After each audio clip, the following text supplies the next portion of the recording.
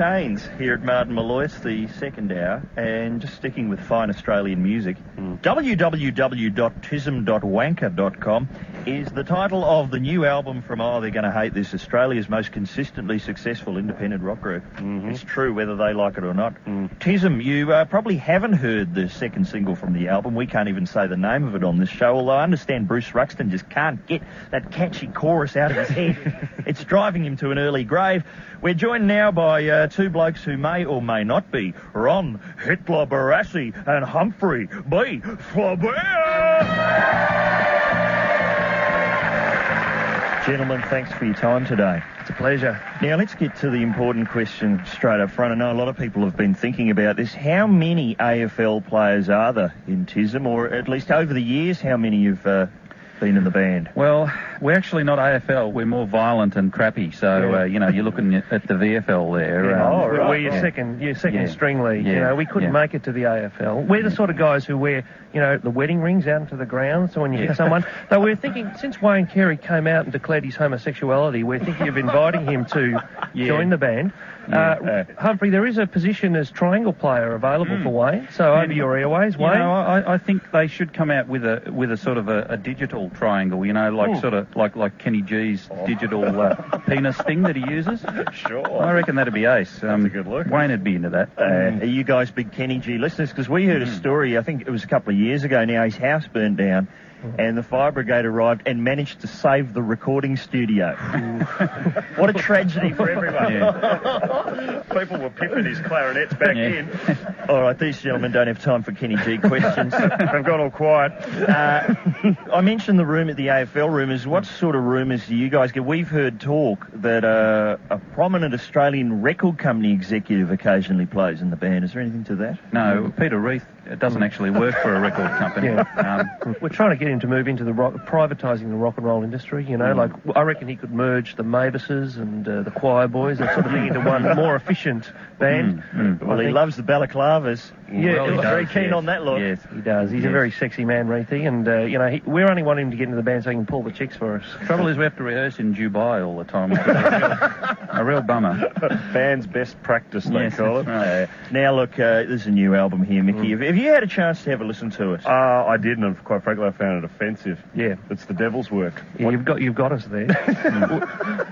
That's review and criticism, by the way. I That's the best group we've had of this album, actually. Didn't mean it as a bad thing. What sort of... the critics love to stick the boots in. That's something they seem to enjoy with you guys. What are they saying this time around? The usual shit, I think, is their favourite phrase. And that's, we're very happy with that because it takes a long time to come up with the usual shit, It takes about 5 minutes to redefine rock as we know it. It takes about 3 years for the usual shit. But, I don't know how you guys go about putting an album together, but do you sit around, say, at the start of a project and go, what are Savage Garden doing? What is the new sound? What can we do to really suck up to the kids? Do you ever get into that kind of thing? Look, the thing that we find offensive about your questions is that there's an implication we're not artists. Right. And you know we're artists. And sure. What I really want to talk about is why won't they let you on these radio awards? What's the story there?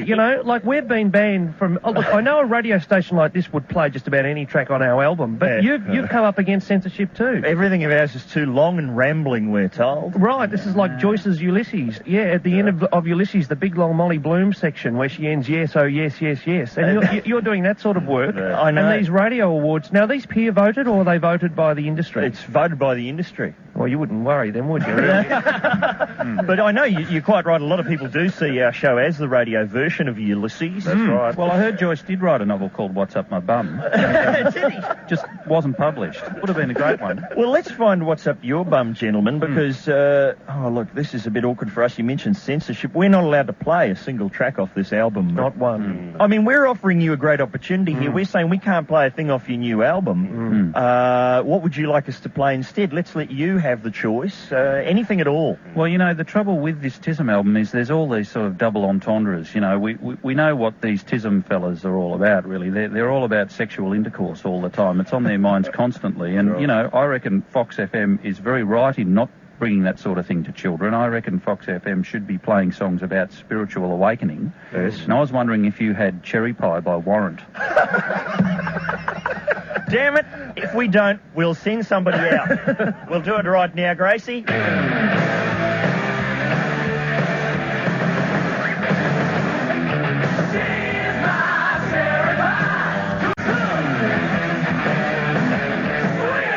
There you go, Warrant with cherry pie, personal selection by the blokes from TISM here, who have also been snubbed by those stamps, the post office's rock stamps. Yeah. I reckon most of the rock stars on those stamps would have been licked quite often by young girls, and I can't get anyone to lick me, so a stamp would be my best effort, actually. They haven't got Kevin Borich on it, and I'm surprised.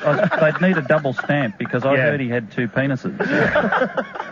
Right. There's a bombshell. But, gentlemen, something we have to... I mean, I know you're not into nostalgia and you don't want to go back over previous work of yours, but, you know, when the band started way back in, when was it, about 83, 84, around there, who were your contemporaries? I mean, when you were starting, who were you up against then? Of course, Nick Cave was very big back then. Yes. And, Nick who? That was when he was lead singer of Rose Tattoo. That's right. Not many people know. The problem with Nick, I think, if we can contrast our career with Nick's, he was going very well commercially, and then he hooked up with that avant-garde artist Kylie Minogue, you see, right. and I think she's dragged him down into a heroin cesspit herself. You think so? Nick was clean, and then I think she introduced him to all sorts of horrible drugs. That's right. But what I'm leading to here, gentlemen, is, you know, you're often referred to as a joke band. The press love to say that. Oh, yeah. But it seems to me that by adopting this sort of appearance and look, you've outlived many of the people who were around in the early 80s and who now really are seen as joke bands themselves. That's very, very profound. Yeah, it is. Very profound. I mean, are we going to see you guys years from now playing the casinos? You know, a sad parody of yourselves. I think we should be on those home improvement shows like most rock stars from about that time. I reckon we could knock up a good frame door or whatever. Bit of a good medicine show. Yeah. One of you could go in for the penis extension operation. Because that's what the public are looking for. They should do one on Kevin Borich. Could be on 2 channels at once. Hey, are there any TISM tribute bands? Because it'd be easy on one front, wouldn't it? That's right. We actually wanted to franchise it. Yes. We actually want to play in every venue in Melbourne at the one night. That's not a bad idea. It's a great idea. I know you don't like to tell, and I know you won't, but I have to ask anyway. It's just a rumour I heard. Is Brian Harradine a member of TISM? He's my dad, actually. Hey, I had a suspicion. He's a lovely fella, and what I don't like about Brian is his beliefs are so wishy-washy. He's rather like the lead singer of Midnight Oil, you know, like he just won't get out and say something, Brian. And I've also heard he's a secret Satanist. That's the thing. But do you realise he holds your futures and, to a certain extent, ours in his hands, because he's the man who's going to have the final word on CD prices. And he obviously buys a lot of CDs himself, doesn't he? He's a rocker, Brian. Absolutely. Would he have one CD? He'd have lots of records, 12 gramophones. Will he like your new album? Here's a chance to really... if Brian Harradine is out there now and he's thought about getting a copy of www.tism.wanker.com, what's in it for Brian? We want to say to Brian that we respect your Catholic beliefs and we respect your position in the Senate, and we do want you to listen very, very carefully to our album, and we want you to know that the guys from UMI wrote this album, and we do want you to ban all UMI records. You don't have to listen to a UMI record, Brian. I'm Ron Hitler Barassi, and you can trust me. Ban their records because they're very, very bad. And then finally the critics might link onto us and show what geniuses we are. Brian's a great guy, and I also think that the thing about Brian is he's got that choice of trouser, that brown trouser. He's good, Brian. He'll enjoy the homage to Division 4 anyway. Brian, well, yeah. That's his kind of suits he's wearing, actually. Brian. Actually, let's just quickly mention that. I know you've gone for a bit of sampling on this album. Oh, that's very right. And how hard was it to get the rights to the Ted Mulry Gang classic Jump in My Car? Yes. Well, you know, once we told Ted that we realised the song was about date rape, he warmed to us immediately. And so that was the clincher in the deal. I'm just The lawyers are picturing... back. Turn around, fellas. Just out that window there. I'm just picturing the guys from TISM round one end of a boardroom table and the gang round the other end. Yeah, well, actually, the Ted Mulry Gang, we're hoping they'll come back at the 2000 Olympics and, you know, take their lead from the Baader Meinhof Gang, another great 70s rock band. It's going to be a world-class Olympics, and we want world-class terrorism at the 2000 Olympics. If it's good enough for Germany, why isn't it good enough for Australia? It's just a bomb here or a bomb there. That's nothing. Do you think national pride's at stake? I think so, yeah. We've got to pull out all stops. We need a subcommittee and a very large expense account. I'm hoping for drug bust too amongst the good old Aussie teams. Wouldn't you love to see that? That should actually be Australia's little gift to the world. The first go for your life. Take whatever you can to get across the line Olympics. Yeah, you could have a cocaine sniffing competition, couldn't you? You know, you get the longest line of cocaine in 10 seconds. Be expensive. They could incorporate it into the triple jump, couldn't they? Yeah. And obviously a chance for record company executives to get involved in sport. Gentlemen, we've sadly run out of time. Your new album is in the shops now. You won't be hearing any of it on this program, I'm afraid. Sorry about that. Thanks for coming in once again. I didn't think you guys had standards.